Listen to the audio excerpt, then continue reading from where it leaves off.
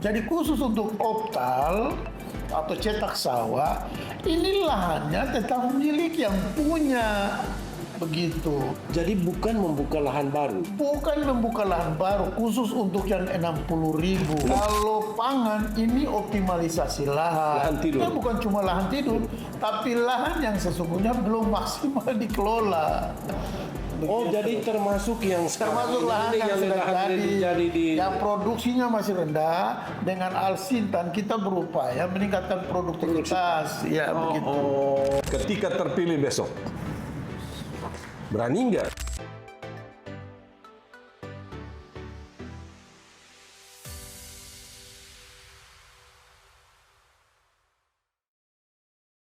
Terima kasih banyak atas jawaban undangan kami, beritapapuatv.com.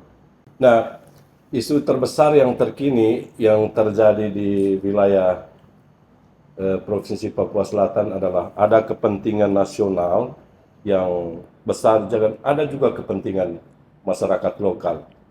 Nah, bagaimana harmonisasi dua kepentingan yang berbeda, tetapi mereka ada harmonisasi di situ sehingga terjadi simbiosis mutualisme. Kepentingan negara terakomodir, kepentingan masyarakat lokal yang menuntut hak ulayatnya juga mereka mendapat kepuasan dan mereka juga terakomodir sehingga win-win solution akan terjadi. Nah, di situ adalah butuh pendekatan kultural. Apakah mungkin atau Pak Gub besok ketika terpilih itu tuh bisa duduk di atas satu tikar adat dengan pemerintah, dengan masyarakat adat. Terima kasih. Silakan Pak calon gubernur. Ya, terima kasih juga untuk Pelita Papua TV ya, Saudara Fidel Ceminta dan kameramen atau kru yang mendukung untuk kita sama-sama diskusi tentang bagaimana kepentingan nasional yang sementara didorong sesuai potensi yang ada di selatan Papua, khususnya di sekitar wilayah Kabupaten Merauke, Mapi, dan Asmat Bokedigul, tetapi juga bagaimana agar kepentingan nasional dan penghargaan terhadap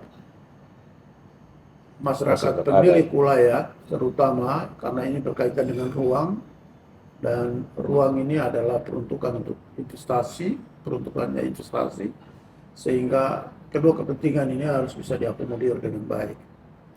Nah, pemerintah sebagai fasilitator, pemerintah daerah itu wajib untuk menjembatani semua giat yang akan dilaksanakan di daerah Papua Selatan. Pertama, perlindungan dan penghargaan terhadap local indigenous people atau orang asli Papua, yang merupakan pemilik wilayah itu wajib dilakukan oleh pemerintah daerah dan negara. Karena negara melindungi rakyatnya. Itu sudah kewajiban dari negara, dan di dalamnya ada pemerintah daerah, pemerintah pusat, seperti itu. Pemerintah daerah dirinci lagi sampai pada tingkat kampung. Ya, tingkat distrik dan juga tingkat kabupaten kota.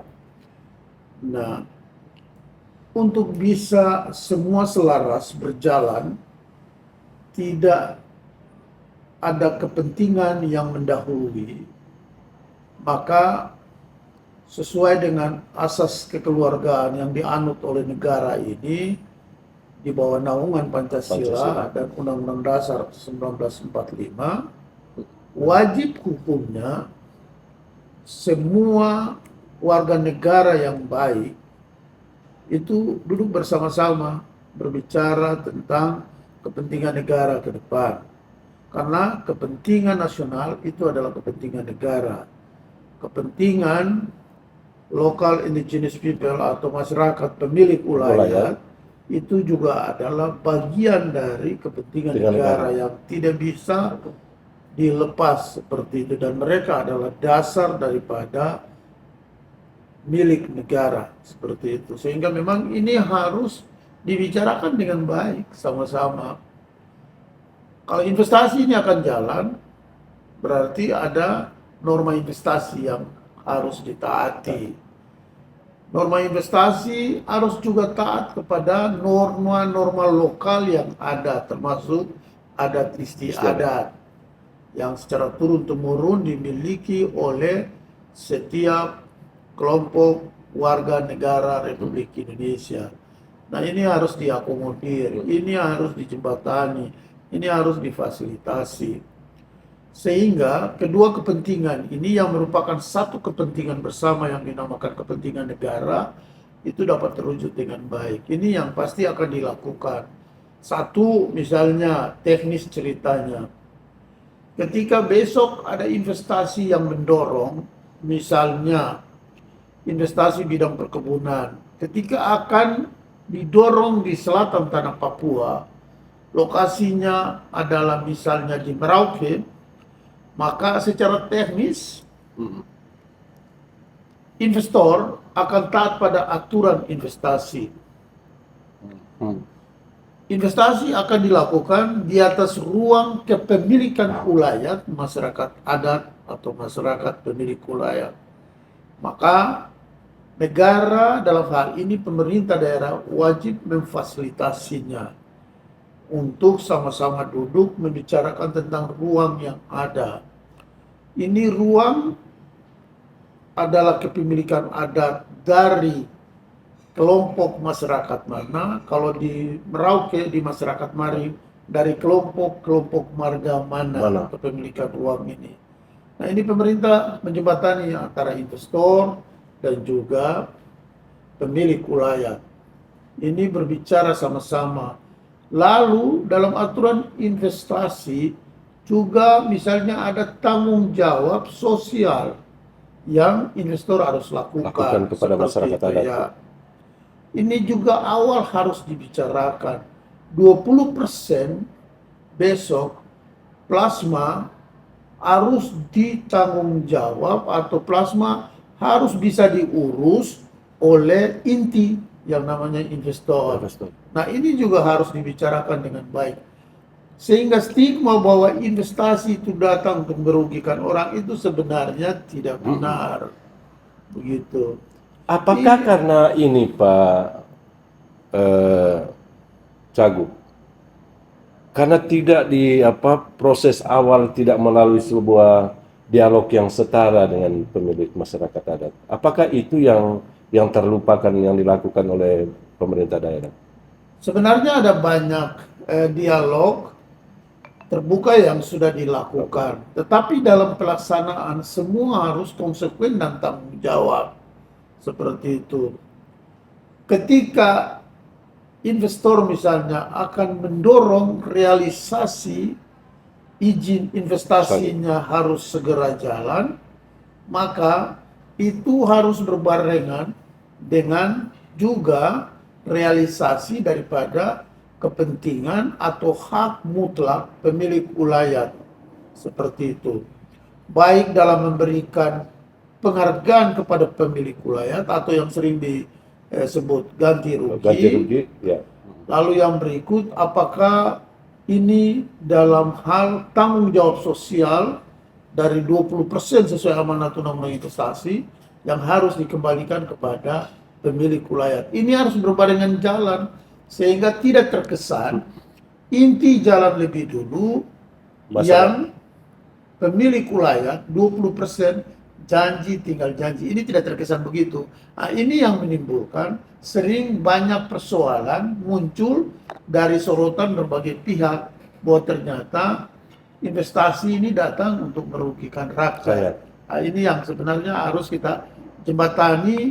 Besok ya Tuhan sayang jadi gubernur, semua teman-teman yang sudah investasi sawit misalnya di Merauke, saya harus katakan bahwa tanggung jawab sosial kita kepada pemilik ulayat harus kita realisasikan. Karena itu amanat undang-undang investasi. Termasuk juga dengan yang tebu dengan yang food estate saat kalau ini. Tebu sekarang lagi, kalau food estate beda ceritanya. Ya. Jadi food estate ini bukan investasi. Jadi food estate yang sementara pangan yang kita lagi laksanakan, yang didorong oleh Bapak Presiden Bapak Prabowo adalah kita lagi optimalkan lahan masyarakat yang sudah jadi untuk dikelola by mekanisasi dengan alsintan begitu. Jadi khusus untuk optal atau cetak sawah, ini lahannya tetap milik yang punya, begitu. Jadi bukan membuka lahan baru. Bukan membuka lahan baru khusus untuk yang 60.000. 60.000. Nanti di luar 60.000 baru sesungguhnya cetak lahan tidur yang belum terbuka, begitu. Jadi bukan yang dipersepsikan selama ini 1 juta hektar. Kalau tebu itu investasi. Ya, Itu ya. investasi, itu PSN. Kalau pangan ini optimalisasi lahan. Lahan tidur. Iya, lahan sesungguhnya bukan cuma lahan tidur, tapi lahan yang sesungguhnya belum maksimal dikelola.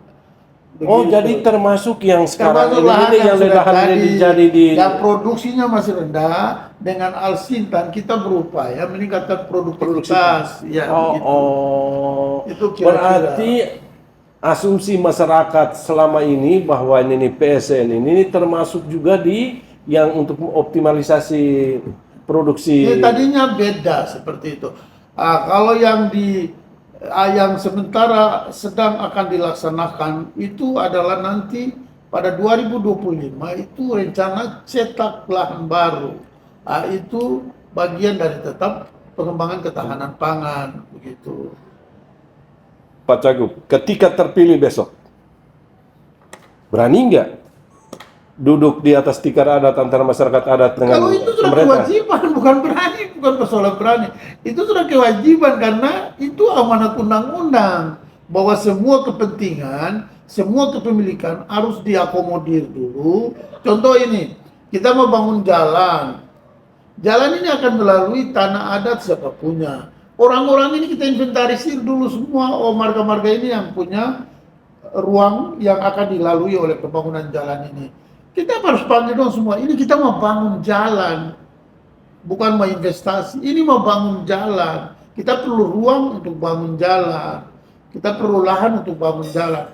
Nah ini kampung tanah, jalan ini untuk kepentingan umum, tapi pemerintah akan memberikan penghargaan kepada kamu. Oke, itu baru. Nah harus diinventarisir baik juga kepemilikan wilayah yang akan dilalui oleh pembangunan jalan tersebut.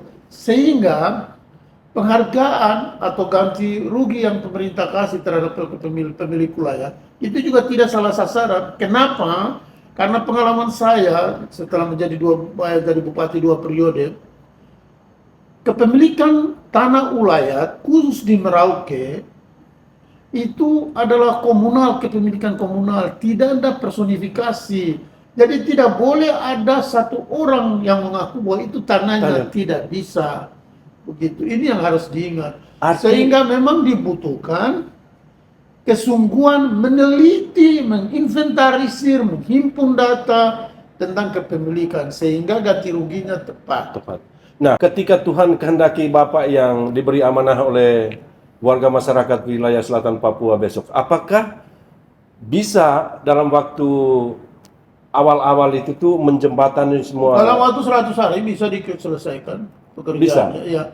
Karena kan kita sudah tahu framework, kira-kira giat-giat nasional, giat yang didorong dari nasional, itu akan berada di ruang mana. Ini kan sudah tahu, karena saya kan lagi menjabat bupati definitif. Ya. Kita sudah tahu akan di mana. Lalu yang food estate akan di mana. Kita sudah tahu seperti itu. Ya, lalu karena yang misalnya tebu di mana yang sudah jalan, begitu. Yang berikut ada satu hal yang saya mau tegaskan, bahwa izin investasi ini sudah online, bukan ada di bupati dan gubernur. Ini sudah online gitu ya. Ini sudah misalnya lewat PTSP, ini sudah bisa didukung.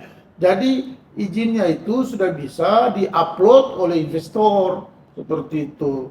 Itu kira-kira seperti itu.